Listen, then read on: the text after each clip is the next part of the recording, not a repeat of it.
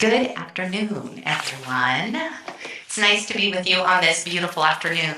I'm Jennifer Weeks, and I'm the County Librarian for the Santa Clara County Library District. So welcome to the library today as we actually celebrate the last day of National Library Week. So today we're certainly asking everyone to make sure that they have a library card from the district. So if you haven't done that, make sure you do that on your way out today. April is also Financial Literacy Month, which is really why you're all here today for the program Protect Yourself from Scammers.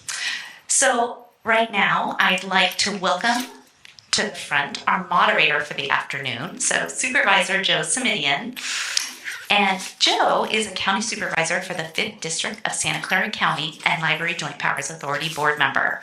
His district includes Palo Alto, Mountain View, Cupertino, Stanford, Los Altos Hills, Saratoga, Los Gatos, and Montecito, along with portions of San Jose. He was elected to our Board of Supervisors in 2012, re-elected in 2016 and 2020. Joe's public service over the years includes stints as a member of the California State Senate, the California State Assembly, Mayor of Palo Alto, President of the Palo Alto School Board, and an earlier term on the Santa Clara County Board of Supervisors. Joe brings to his work a wide-ranging perspective and background, service at all levels of state and local government, hands-on experience in the private sector, as well as professional education and training particularly applicable to his work in public service. His work on privacy and data security has been nationally recognized, and we are delighted that he can be here at this event and further introduce our special guest from Stanford.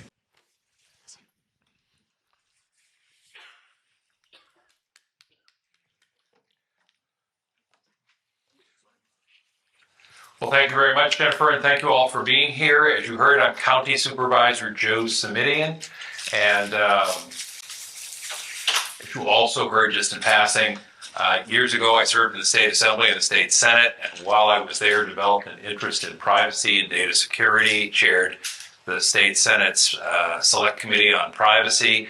All these years later, the problem, of course, has grown even more complex, and at the county, when I came back to the Board of Supervisors in 2013, pushed to create our county's first Office of Privacy Protection, which is there to make sure that as we handle the data and confidential information from 2 million Santa Clara County residents, that we care for it with a high degree of security and give privacy protection the attention that I think it deserves. We're here today, as you heard, because April is Financial Literacy Month. I'm guessing from the look on all of your faces that none of you had that written down in your calendars, but it is an opportune time to raise awareness about the importance of financial education and maintaining smart habits around money management. And that, of course, includes protecting ourselves and our financial resources. I just think it's worth noting, to give you some sense of the scope of the challenge before we hear from Riana, that according to the FBI, their Internet Crime Complaint Center tells us that in recent years there were more than 847,000 complaints in a single year. Again, 847,000 complaints in a single year in 2021 of suspected internet crime, that's online crime, with losses approaching $7 billion. So this is a very big deal. The top 3 cyber crimes were phishing, we're going to talk about today, non-payment, non-delivery schemes, and personal data breaches. The data breach world is an area that I worked in all those years ago in Sacramento. For those of you who are unfamiliar with the term, phishing is simply when criminals find crafty ways to get us to reveal personal information about ourselves, passwords, credit card numbers. We're going to hear, as I say, from Riana about all that in a moment or two. The FBI also recently reported an uptick in what are known as romance scams, which target victims with fake crypto investments, and typically these kinds of scams involve some kind of a con artist who uses dating and social media networks to meet victims and then pressure them into investing in fake cryptocurrency sites.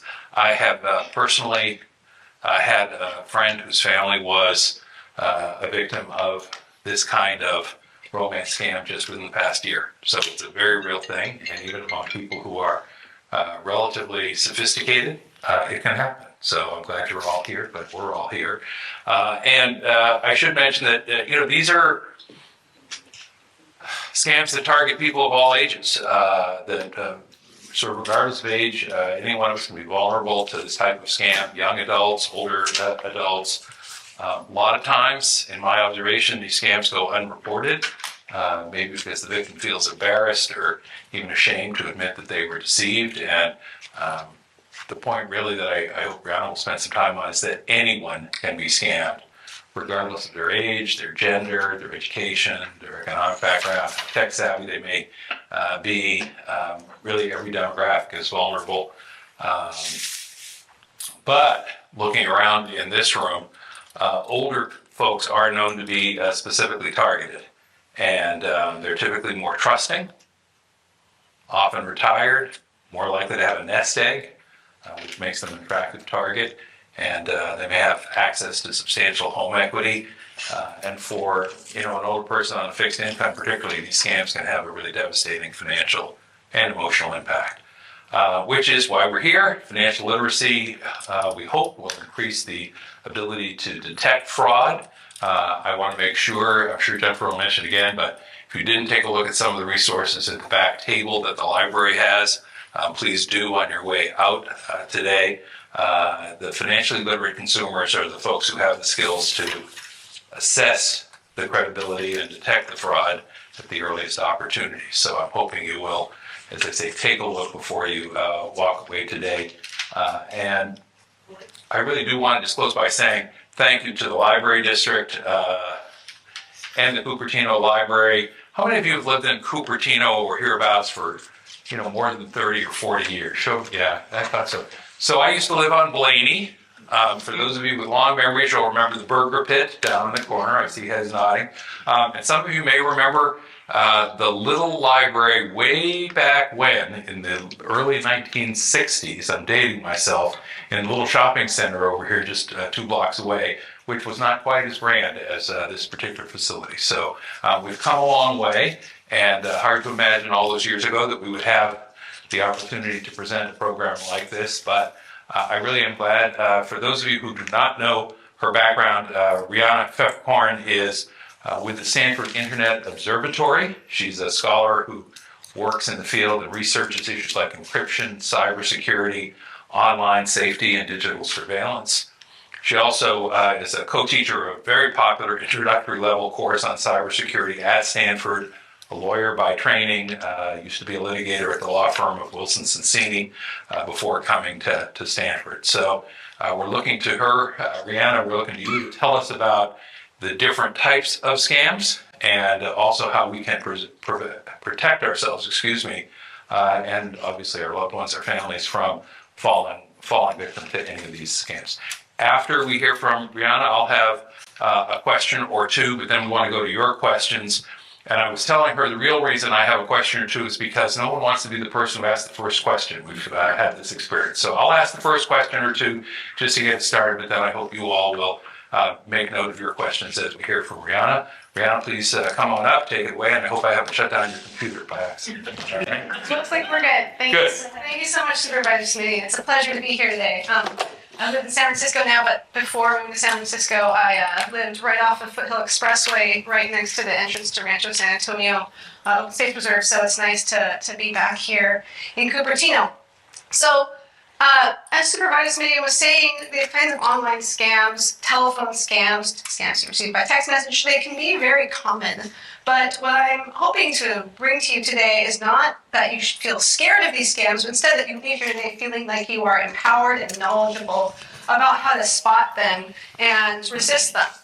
So today I'm going to go over some common phone scams, whether you might see online or via text. A lot of times these sorts of scams can be carried out through either method.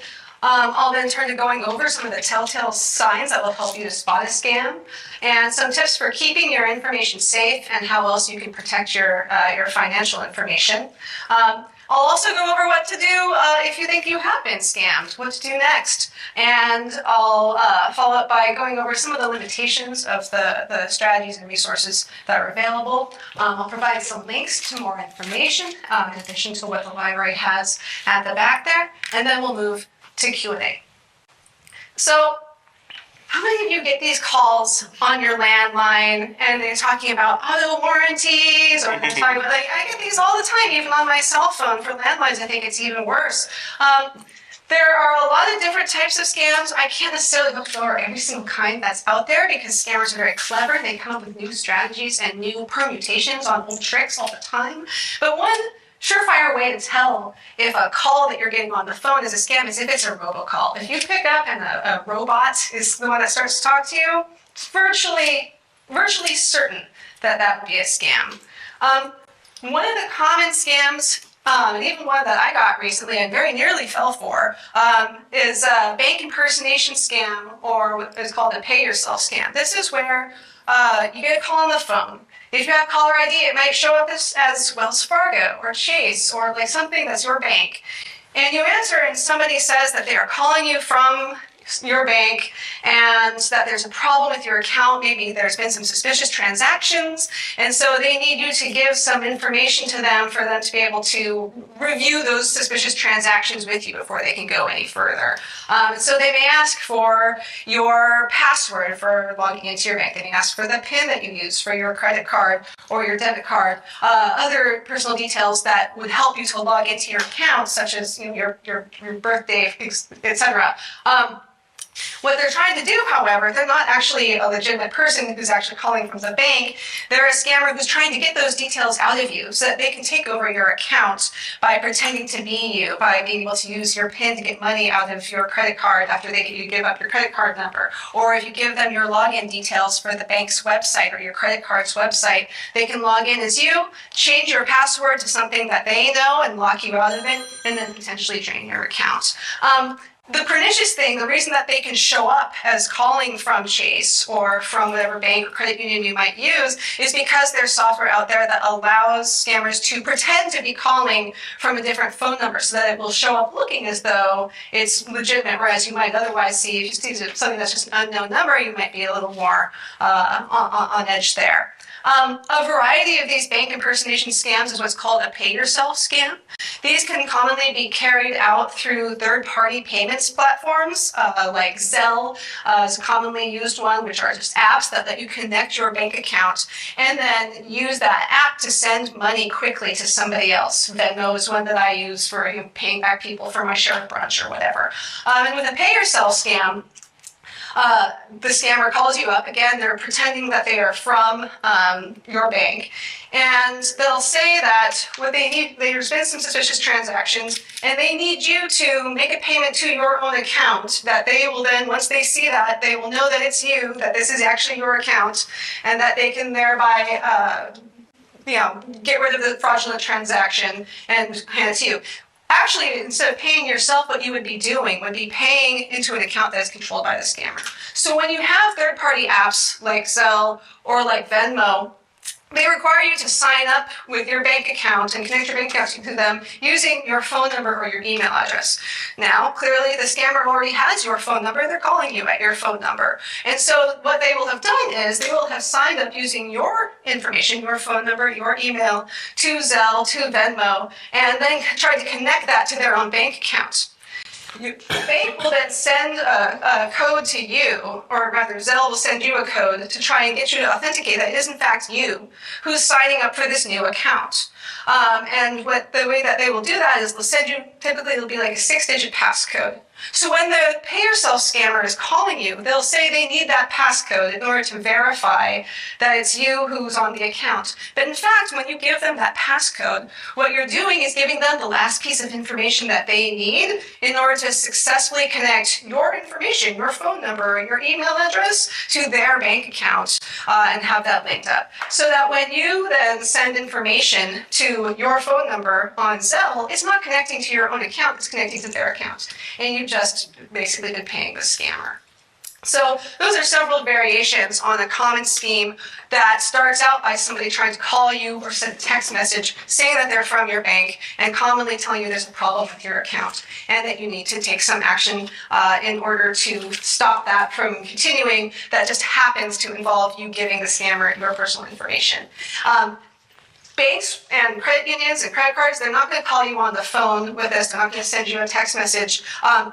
If you get a call like that, you can hang up, and if you think there really might be a problem with your account, you can always just call back using the number on the back of your bank card or your credit card so that you can be sure that you're not falling for somebody who is spoofing the phone number of an actual bank.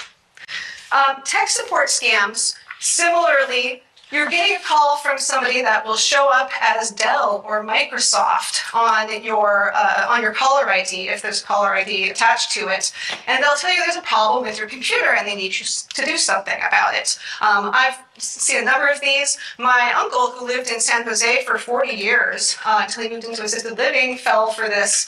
What tech support scammers try to do is, again, they're telling you there's a problem with your computer. They can help you fix it. They can help get the virus off of your computer or whatever the problem is. They might tell you to go through some steps, like to run a particular scam or run something on your computer, and then they'll ask you, well, what did it say? Whatever you tell them, they'll say, see, that proves that there's a virus, or that proves that there's something wrong with your computer, and I can help you clear that off.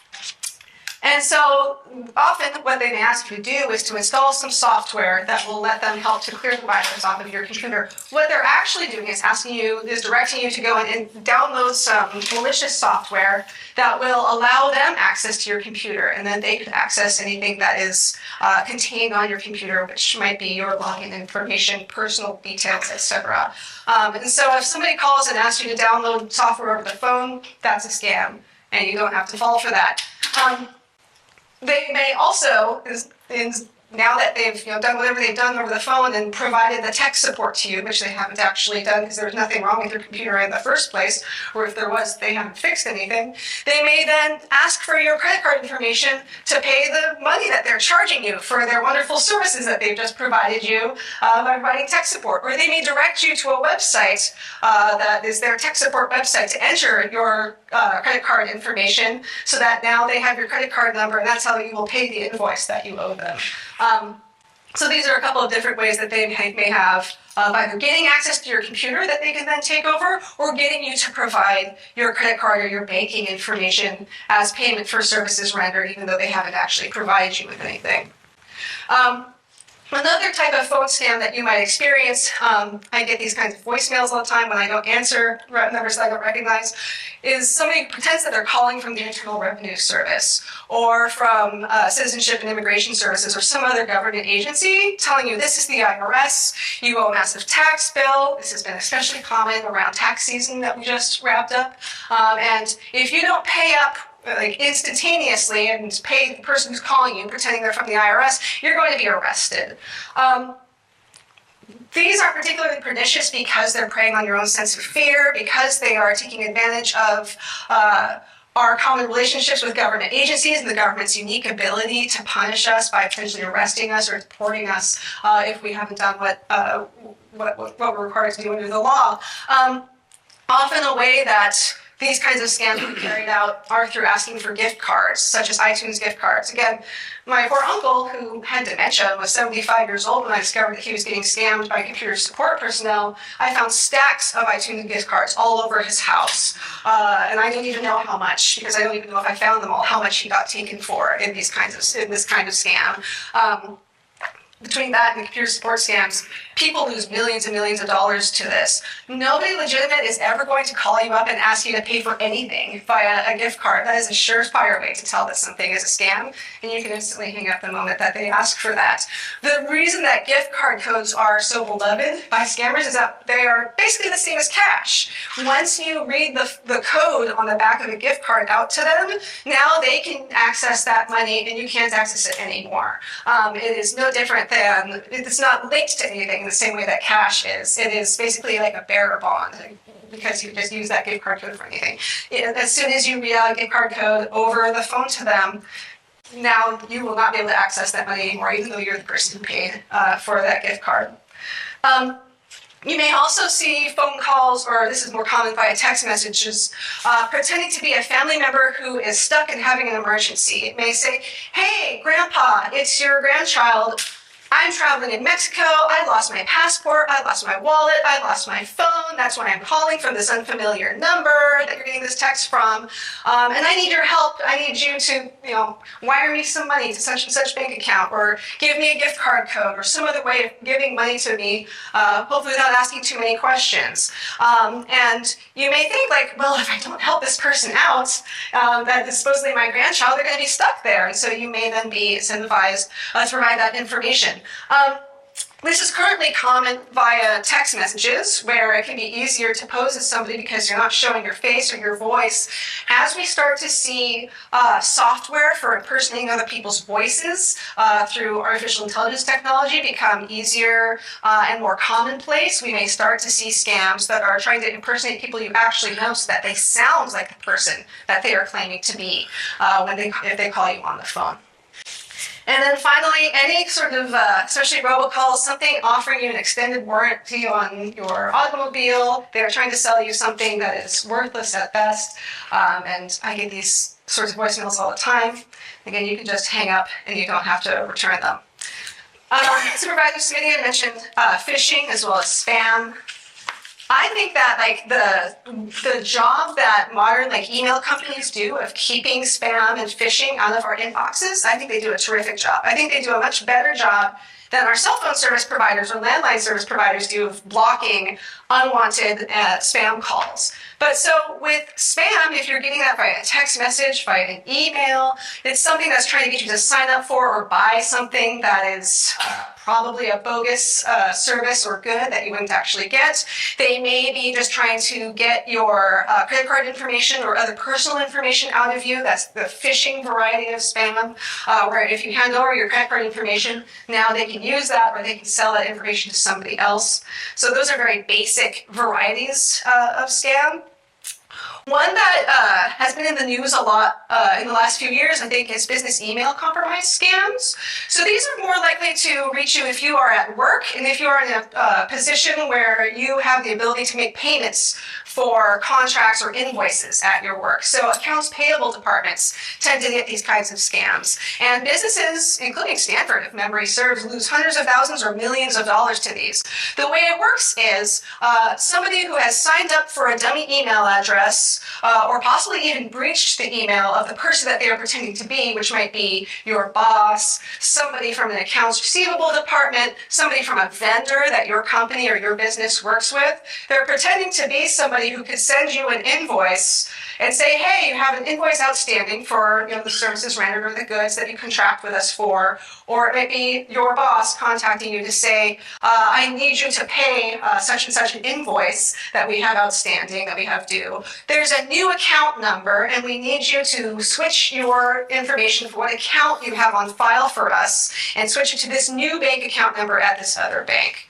This is somebody who's posing as somebody that you might be expecting to hear from, such as somebody you might talk to commonly if you are in an accounts payable department and you pay out a lot of invoices. In fact, this is somebody who is trying to reroute what might otherwise be a legitimate payment for an outstanding invoice to their own bank account that they control.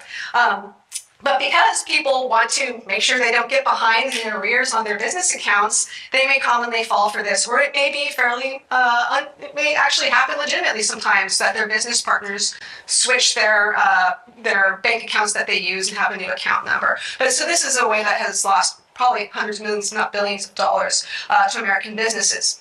Another thing that has been in the news quite a lot, and that I think may have even overtaken business email compromise in terms of the dollar losses associated with it, are what are called pig butchering scams, also known as investment scams. The reason that these scams are called pig butchering, which is a pretty scary term, is because in this sort of a scam, the scammer is fattening up their target, their victim, over a period potentially of months. Days, weeks, months may go by where they're fattening somebody up in order to butcher them for their money at the end. And the way these work, and Supervisor Smitty mentioned a little bit of this, is that somebody will, typically the way that this begins is what seems like a wrong number. You get a text message or a phone call, somebody saying, oh, hey, Joe, where are we going for coffee later? And I might respond and say, oh, I'm sorry, this isn't Joe's number. And then instead of going, oh, okay, thanks, instead of just going away, the person then strikes up a conversation with you. And gradually they strike up a friendship with you, or even potentially romantic involvement with you, where they're talking to you, they're telling you about their day. And the single person has responsibility within these massive, actually like call center-esque buildings, typically in Southeast Asia. There will be somebody who is assigned to a particular victim to work with them over a period of months and getting into their confidence. And after a while, just sort of normal, friendly conversation, eventually the conversation will turn around to investing in cryptocurrency. And the person who is corresponding with you will direct you probably initially to a legitimate known cryptocurrency trading platform like Coinbase, for example, and get you to create an account there and invest some money there. After you've started an account on a normal cryptocurrency platform, they will then direct you to take that money and transfer it all to a cryptocurrency platform that they have built, which is built to look like just another normal cryptocurrency trading platform like the legitimate ones that exist out there, but in fact are controlled entirely by scammers. And then they get you to put a little money in, and they start showing huge returns. This is kind of like the Bernie Madoff scheme, if you remember Bernie Madoff, where they're showing you these improbably huge returns. And because you're getting so much money out of this, supposedly on these returns, they get you to put in some more money, and some more money, and some more money. And so over time, they're getting you to put in all you've got. People have raided their entire retirement accounts, drained their life savings, gone deep, deep into debt by taking out loans so that they can put more money into this fraudulent cryptocurrency platform. And they may even let you take out a little bit of money along the way so that you think, oh, hey, I'm able to make withdrawals when I need to. I'm able to see and realize some of these gains. But eventually, your access will be cut off. You'll find out you won't be able to take any money out of it. And when you try and contact the person who's been working with you all this time to say, hey, what the heck, why can't I take my money out? They may say, well, you know, you have all these massive gains on your cryptocurrency, you owe a big tax bill. They present you with a bill for a massive amount of money that you don't have to pay them if you want to get access to your funds. Whether you pay it or not, pay that bill or not, they will abscond with those funds. You'll never hear from them again after they spent all this time pretending to be your friend or pretending to be your boyfriend or your girlfriend online. People lose a lot of money this way, and it can ruin their credit, it can ruin their retirement plans, etc. Some of those, like I said, they may be romance scams, like Supervisor Smitty referred to. This is where somebody pretends to strike up a conversation, sometimes might be through a dating site or through another social media site.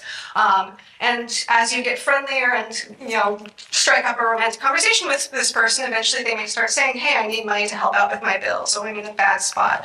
And then they may, again, try and take somebody for all they're worth over a period of time and take them for a lot of money. Conveniently, they may say, I'm located on the other side of the world. It would be hard for me to meet up with you in person. And then the thing that may finally help them cut off the scam and conclude it is telling you, hey, I'm ready to come and visit you. I live on the other side of the planet. The airplane ticket is awfully expensive. Can you cover that for me? Can you give me the money for the plane ticket?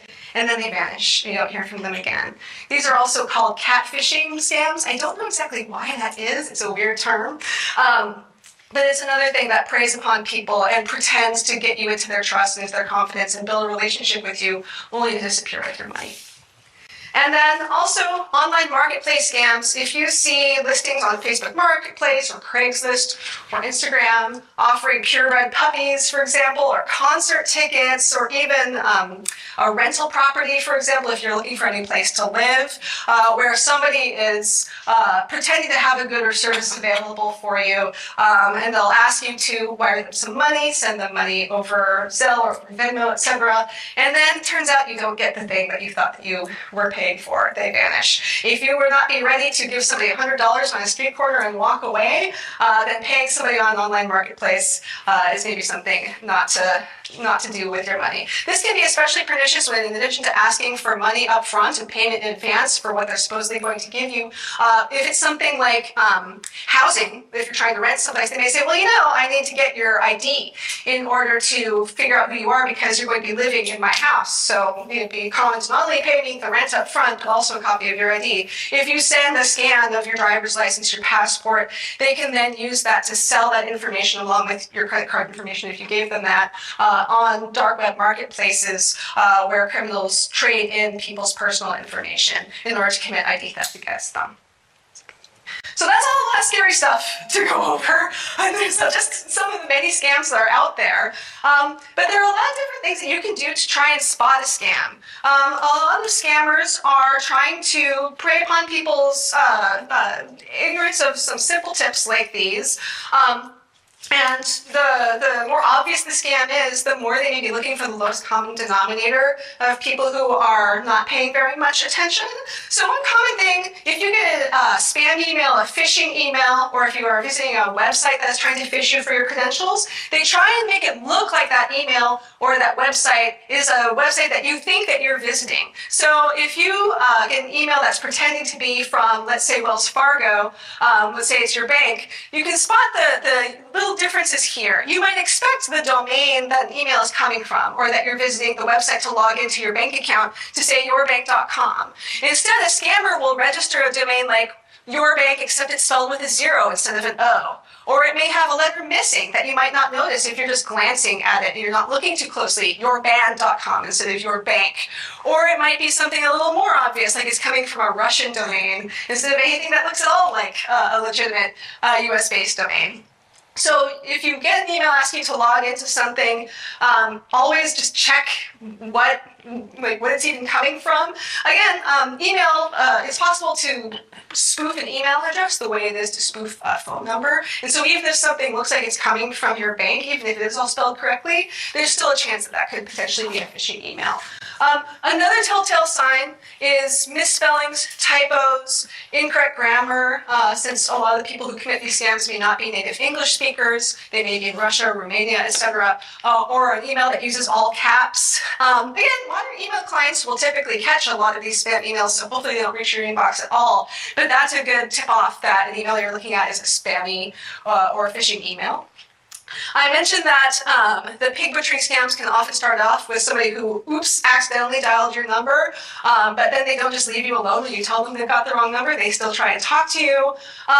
With business email compromise scams, they may be saying, hey, this is from your boss. I'm telling you that you need to send money to such and such bank account to pay off this invoice. And you read that and you think, well, I've read a lot of my boss's emails, and that does not sound like my boss. That's not the tone that they use. That's not how I expect them. Similarly, if you're getting one of those family member in trouble text messages, you know how your family members sound when you're talking to them. If they're sending something that doesn't sound at all like who they are, that might be a sign that actually the person on the other end isn't who they're pretending to be.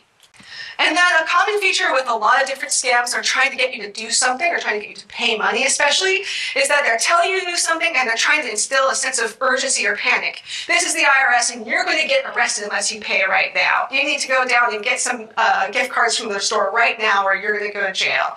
This is your grandchild texting you and I'm going to be stuck here unless you help me out right now. They're trying to make it sound like there's a problem and to make you turn off your critical thinking skills and say, oh my goodness, I need to take this action right now. Whereas if you had hung up the phone or had a minute to think and to breathe, you might see, wait a second, I'm being asked to pay some money. I don't know who this person is. Is this actually a real thing or is this somebody trying to scam me?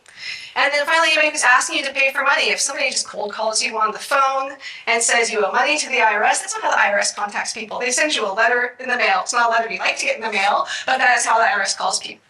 If the Citizenship and Immigration Services is threatening some sort of immigration consequences from you, they will make an appointment for you to come into the USCIS office and have a meeting there instead of asking you to pay with gift cards or to ask you for a wire transfer. This commonly happens with online marketplace scams as well as various other scams. People don't use wire transfers as much anymore, but it has become more and more common to use third-party payment apps like Zelle or Venmo. And so that scammers have adapted. Instead of asking for a wire payment, they may ask for a payment by Zelle instead. They may ask you to pay in cryptocurrency. They may ask you to pay with gift cards. Like I said, nobody legitimate is ever going to ask you to pay for any kind of a bill or a fine or a penalty with gift cards. The way that these scams work is that they are playing to us as humans. And we are humans who have our own human emotions. We have our own vulnerabilities. They may be playing to your fear, fear of being arrested by the IRS over an unpaid tax bill. They may be playing to your empathy. Oh, hey, I struck up this online friendship with somebody. They're in a little bit of a tight spot. I wanted to help them out. relatedly a desire to help. Oh, I'm sorry, this is the wrong number. This isn't the person you're looking for. You just want to help somebody out who has innocently contacted you and contact the wrong number. They may play to our need for love and to connection. Those romance scams often reach people who may be lonely, who are by themselves. They happen a lot actually involving military service members, because military service members may be overseas and they're bored and they're looking for love. Or they may be posing as military service members overseas who are romancing you, and you might think this person is more trustworthy because they're a member of the armed services. So preying to people's loneliness, their need for connection, those pig butchering scams start out with a long runway of pretending to cultivate a friendship or a romantic connection with somebody, to connect with them on a human level. And these scams may be more likely to work if they call you up, or if you receive that email or that text message at a moment when you're really tired or when you're really distracted. It's the end of the day, you've had a long day, and your guard is down, and that's when they get you. Or it may be that you have a bunch of different things on your to-do list for today at work, and so when you get that email saying, hey, there's a new account number for this vendor, can you switch that and send the payment to this different account? You think, okay, I just need to do one more thing. It's one more thing I have to do and get all my plan. I'm going to do it, be done with it. So those are all just the human qualities that we all share that are the things that can make us vulnerable to falling prey to scams. So let's go over a few ways that you can keep your information safe. Like I've been saying, don't pay for anything with a gift card code. That's never going to be a way that the government or any company is going to contact you for an unpaid bill. Do report a scam that somebody tries to commit posing as your bank or as the IRS. The companies and government agencies that have their names taken in vain in these scams, they want to know how people are trying to use their reputation and their relationship with their customers and their constituents to try and dupe their customers out of money. If somebody calls you on the phone, don't give out sensitive information such as your password to any of your accounts, especially your email or your bank accounts. Don't give out the PIN for your credit or your debit card. Don't give out, your date of birth. If somebody calls and they say, I'm calling from your bank, I need you to provide me with some information so that we can proceed, so I can discuss some suspicious charges on your account, you can just pause, take a breath, and say, I'm going to call up and hang up now, and I'm going to call you back. And like I said, if you look on the back of your bank card, there will be usually a 1-800 number that's written down, or the legitimate website, and you can call that number to be sure that you're talking to customer service, because now you know that even if they are spoofing that number so it shows up as Wells Fargo, you know that you're calling real Wells Fargo. You don't have to respond if you get a text message that you think might be spam or you think might be phishing. You can mark them as junk. If you have an iPhone like I do, you can mark a text message as junk. You can block these phone numbers, you can block these email addresses. A lot of email clients allow you to mark a message you get as spam or phishing. Gmail allows you to both mark something as spam and unsubscribe from their mailing list at the same time, which is nice. Similarly, if you get a misdialed text message, you don't have to reply. You can just ignore that. Block and report that phone number. Part of the value to scammers and spammers of you replying to a text message or an email is that maybe they'll be able to take you for some money, right? But even if you don't give them what they're looking for in that form, the very fact that you replied to a text message or to an email tells the person on the other end that you're a real person who's answering your email and that you're paying attention to your text messages. That's actually valuable information for spammers, because if they know that you're a real email address that somebody's keeping track of and that you actually reach a real human being by texting or calling this phone number, that's information that they will sell to other spammers, and then you'll get even more spam. So by responding to spam and phishing texts, even if it's just to say, hey, I know what's up, I'm not going to fall for your game, they may still say, oh great, I got a live one. I'm going to sell that information on the marketplaces that criminals use to trade in people's personal information.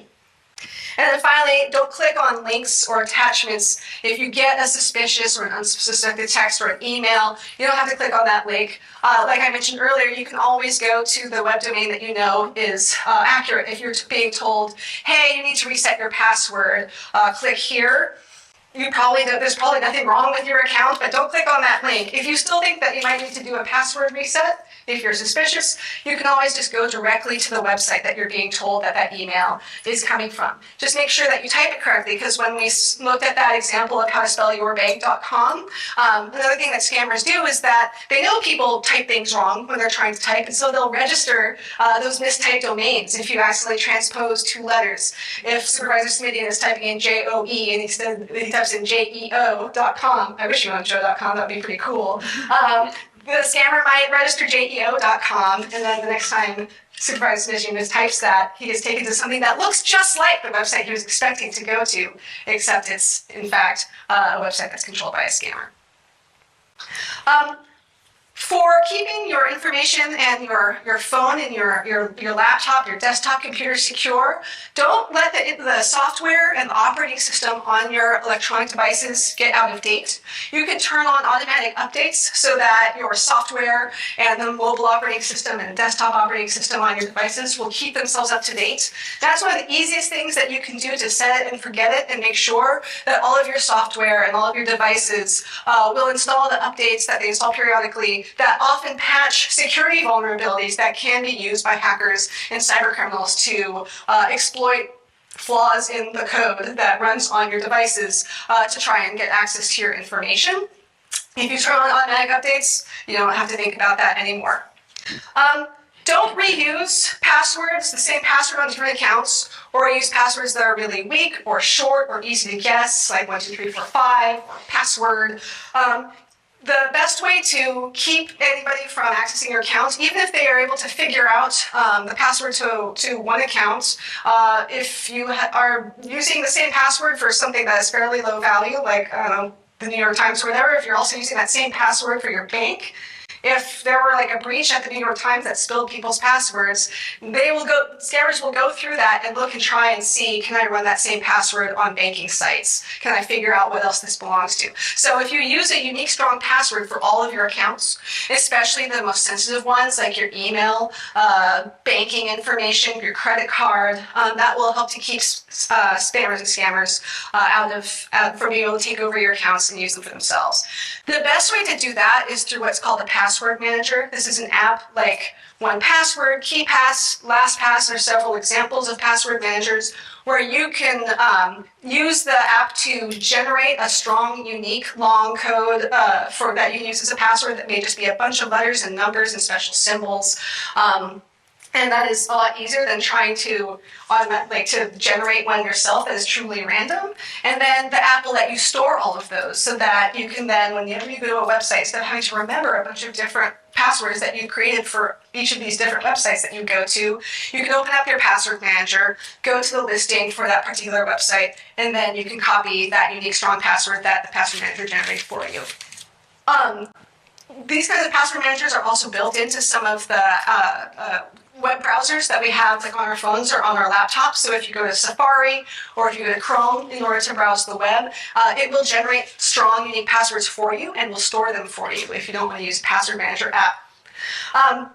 Some people, if you don't necessarily want to use an app or use a password manager like this, if you write your passwords down somewhere, that's fine. That's a perfectly fine way of keeping your passwords straight so that you don't have to remember a bunch of stuff, but you can still create a bunch of unique, random strings of letters and numbers and not have to keep it all straight in your head. The key thing is just to make sure that you store that someplace safe.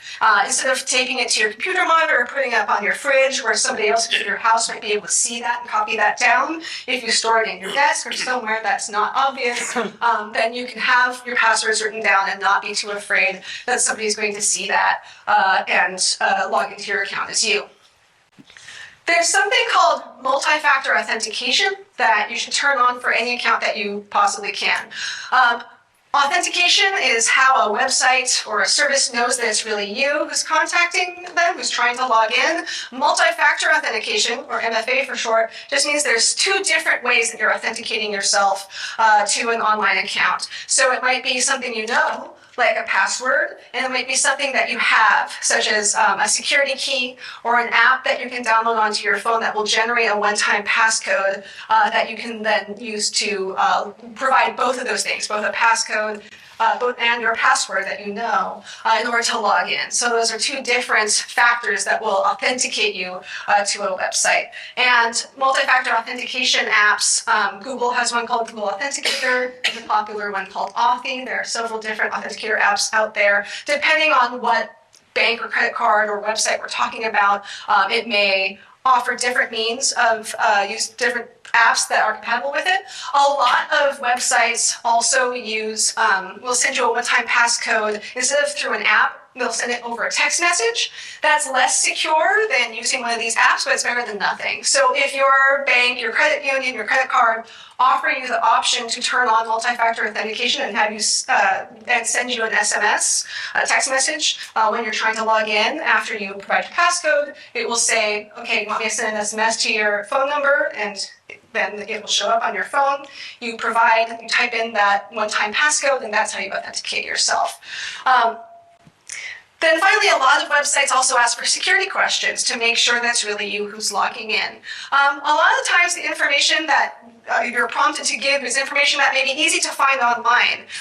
What month were you married in? Well, if you list on Facebook that you got married to so-and-so and your anniversary is August 10th, now that's a security question that somebody who can look at your public Facebook profile knows how to answer. Or if it's, what was your first job? If you have a LinkedIn profile and it says I worked at Apple Computer and that's the first job that you list, well, no, that's a security question that anybody who could look at your LinkedIn profile knows the answer to. So if you are giving answers to security questions, either make it something that only you would know, that isn't going to be easily findable either through public records or through your online profiles, or you can actually just enter a random string of text as the answer too. If the prompts might be, what month were you married in, it's totally legitimate for you to just write L3H5W exclamation mark period, like that's gobbledygook, but all it's checking for is that the thing that you enter is the same as what you set when you were setting that security question. And so if you use a password manager app, there's usually also a field where you can write down what are the security questions that this website will ask you and what are the answers that you have provided for them. So you can save that random long string of gobbledygook and use something that's just a random long string of characters as an answer to a security question, in addition to having a random long string of characters that you use as your password to log in. Few more things quickly to do before we switch to Q&A that you can do to protect yourself. Look over your financial statements every month just to see are there suspicious transactions, something on there that you don't recognize. Set up alerts on your bank and your credit card accounts. So for example, if there's a large purchase on your credit card, you can set it up that your credit card will send you a text message notification and tell you large purchase, $600 at Macy's. And if you go, well, I didn't make that purchase, then you can immediately take action to contact your bank.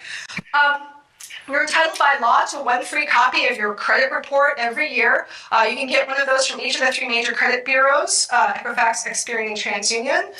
You can go over your credit report and look to see, are there any loans you don't recognize, credit cards that you haven't taken out. And to keep scammers from being able to take out a loan or a credit card in the first place, you can contact all three credit bureaus and tell them to put a security freeze on your credit report. And that will keep anybody from being able to take out a loan or a mortgage, etc. The downside of that is if you are actually trying to get a car loan or a mortgage, etc., then you won't be able to do so unless you've lifted the security freeze, but it's a great way of keeping scammers from being able to pose as you and steal your identity. If you don't like getting annoying calls and text messages from spammers, your cell service provider might offer either an app that you can install to block spam calls, or it may have other optional security features that you can add to keep scammers from pretending to be you and transferring your phone number over to themselves and stealing your cell phone number. So you can check what security features your cell service provider offers. And then finally, if you want to keep spam and scammy text messages out of your notifications, you can filter your text messages, depending on what messaging app you use, to not let you see notifications from unknown numbers. The downside of that is it doesn't just filter out the spam, it filters out like the food delivery phone number or the fact that the Uber is 5 minutes away, because those are also coming from numbers that aren't in your known contacts. So that can be a downside. If you do get scammed, the most important thing, don't be ashamed of it. It happens to everybody. Supervisor Smidian mentioned this. If you are ashamed or embarrassed and don't want to admit that you got scammed, and so you don't reach out for help, that doesn't help you. That only helps the scammer. So it's totally fine to admit that this happened. My uncle has a PhD, and he still got scammed in this gift card scam for I don't even know how much money. Even people who are very sophisticated and educated can fall prey to scams. If you've given out your account credentials, make sure to reset them as soon as you can. Turn on multi-factor authentication if you haven't done so yet. Any bank or email or website or social media service will have a customer support line that you can contact if your account has been taken over. They may be slow to respond. You're probably going to have better odds with your credit card than you will with Facebook, but if your account does get taken over by scammers, there is a way that you can contact customer support to fix that. If you see unauthorized charges on your bank or your credit card, try and dispute them, call them up and try and reverse them. If you lose money or something of value, file a police report, even if they never catch the guy. That may be helpful if you have to file an insurance claim or something else where they may want to see some sort of official documentation of the fact that you may have lost money. You can also file a complaint with the Federal Trade Commission or the State Attorney General's Office, which both do consumer protection, or with our county district attorney's office. And if you see somebody else that you think is getting scammed, speak up. And let them know that, these are some telltale signs that things you're telling me, oh, you need me to drive you to the store to buy gift cards to pay the IRS? Let's talk about that. That could happen. There are some limitations to this. If you give out the gift card code, that money is gone. I think there's a real opportunity for greater regulation at the point of sale because stores, it's good for their business for people to buy gift cards. And so if the same person keeps coming in and buying gift cards or comes in and buys $1,000 worth and the store doesn't care, that's something where that's a point where somebody could actually do something if stores were trying to intervene in those situations. Your financial institution may refuse to help you or refund your money if you got scammed into authorizing a transaction. They may say, well, federal law only says that we have to refund the customer's money if there's an unauthorized transaction, like if your card gets stolen or your account gets hacked. Even if you got tricked, you authorized that transaction and we're not going to give your money back. That's especially true if there's a third-party platform like Zelle. It can be hard to bring these people to justice because so many scammers are abroad, so it's fairly rare, honestly, for people to get caught or for people to get their money back, or it may take a long time, in part because law enforcement, there just aren't that many people working on this. Luckily, we have the best person in the whole country who knows all about these scams. Her name is Erin West. She gave a talk in this talk series pretty recently, so you're very lucky if you do get scammed to live in Santa Clara County. For more information, here's a few websites that you can visit. And some information about gift card scams that Apple has. And with that, we'll turn it over to Q&A. Sorry that I took up a little more time. It's all great. How about a round of applause for Riana, please? And as I was listening and watching, it occurred to me one of the prompts was not to be embarrassed, not to be ashamed, make sure you ask for the help you need. And so I'm now going to share with you sort of spontaneously a little story about how I first became aware of the potential for abuse online. And Riana, I don't think I've had any occasion to share this before. So from 1997 to the year 2000, I was on the Board of Supervisors here in Santa Clara County. And then I went off to Sacramento, where I served for 12 years in the California State Legislature. And how many of you are familiar with a local alternative weekly called The Metro that you see on the street sometimes? Okay, it's a local newspaper. And early in 2001, I was newly ensconced in my state legislative offices, and I got a call from a reporter at The Metro, and he said it was about my webpage. Now you got to remember this is 2001, so this is a relatively early days. And I thought, what on earth could that be? And I called. And I get the reporter, and the reporter says, "Is somebody remembers the meeting?" And I said, "Yes." He said, "You remember you had a website when you were at the county?" I said, "Yeah, my official site." He said, "Yeah." He says, "Do you remember what happened to the domain name once you left the county a couple months ago?" I said, "Well, I have no idea." And he said, "Well, are you aware of the fact that if you now go to your county website, now that you're in the state assembly, you don't use that anymore?" I said, "No, I don't." So if you go to your county website, it now delivers the person online to something called Tina's Live Webcam. Let me just say, you may be amused. I did not think it was funny. And so I went. I'll just say it was not anything official. And so I immediately got on the phone to the district attorney's office and said, I don't know how this happened, but there's a problem. The district attorney's office did a great job considering that this was early days and a lot of this was new and unfolding, and concluded rather quickly that the young woman named Tina was in New York, the company running the website was in Canada, and the server was in China. So you got a three-way challenge, to Riana's point, in terms of how you, but literally within 3 days, they had the whole thing shut down. So you have to ask, you have to reach out, you have to get the help.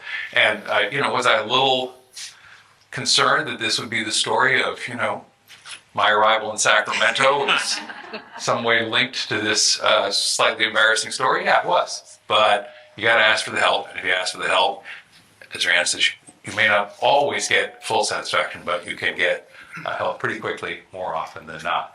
I want to ask a couple quick questions, then I want to go to your questions.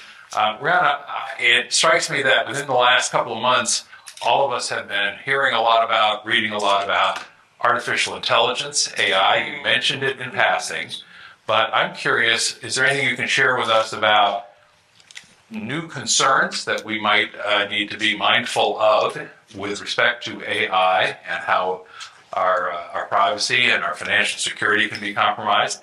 And are there any opportunities to use AI to protect us even better than the current protections that exist? Thoughts? That's a great question. So I think there's a lot of promise to artificial intelligence to help us automate some of the tasks that we do, reduce some of the more humdrum workload. But it also means that AI tools, now that there's a lot of software out there that has been readily available and released online for anybody to play with, scammers are using it too. And so this may help scammers to write convincing sounding messages or something that may be more personalized. Or if it's somebody who their first language is Russian and they don't speak such great English, now they can use a tool like ChatGPT to write something that is in much better quality English than they might have been able to do.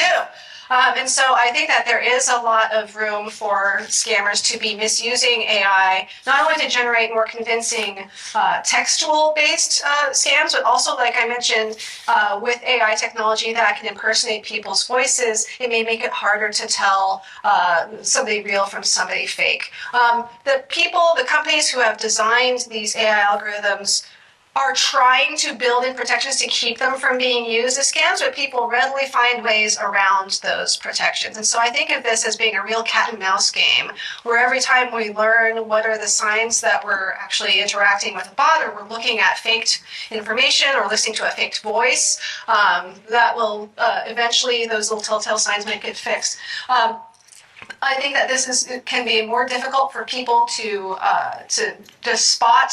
But as these sorts of scams and these scammers start to use these tools, I also see a lot of consumer protection and how to spot this kind of reporting and coverage out there to help people recognize the signs. And like I said, sometimes there's no replacement for just disconnecting, taking a deep breath, thinking for a moment, and if you're being asked to do something or asked to pay money, to just go and figure out, go to the real thing if you possibly can. And I think that the most important place where we will be able to tell real from fake actually will be in the courts. I've written about this a lot. The courts have had hundreds of years of telling fake evidence. And so I think if there are court proceedings to try and fix scammers or somebody who is pretending that something they said or did was actually generated by AI trying to escape culpability, I think the courts will be able to tell the difference. All right. And not financial literacy, obviously, but just because it's my world, I'm curious. For the last 5 or 10 years, we've heard a lot about efforts to undermine the integrity of our election process. Is there anything that's out there on the horizon? 2024 will be here pretty soon. We'll have elections around the state and the nation. Anything that's emerging that should be a source of concern or particular concern or interest to us as individual voters? Yeah, I mean, so the center that I work for, the Stanford Internet Observatory, has done a ton of work on analyzing and revealing how people misuse the internet to try and push misinformation about our elections, and to try and push a narrative that our elections will be less secure. The last couple of elections, the midterms and the presidential election before that, were some of the most secure elections that we've had ever, to make sure that when you cast your ballot, you can know that it will be accounted for and counted correctly. My colleagues put out something called the Election Integrity Project report that you can see if you visit the Stanford Internet Observatory website, which is at io.stanford.edu. That explains a lot of and exposes a lot of the misinformation campaigns that were undertaken, especially by Russian adversaries, to try and lie to the American public about the election. I think we're going to see some of the same and more of that coming up for the 2024 election. But we have not only academics like my colleagues working on this, we also have federal government agencies such as the Cybersecurity and Infrastructure Security Agency, as well as the Federal Election Commission, that are devoted to combating misinformation and rumors about the election, and making sure that Americans know when and where to go and cast their ballot, and to know that election will be secure. All right. Again, just a huge thanks to both you, Riana, and Supervisor Samitian. And thank you to the library for Get a library card. Get to look at our resources, and thanks for coming to the library.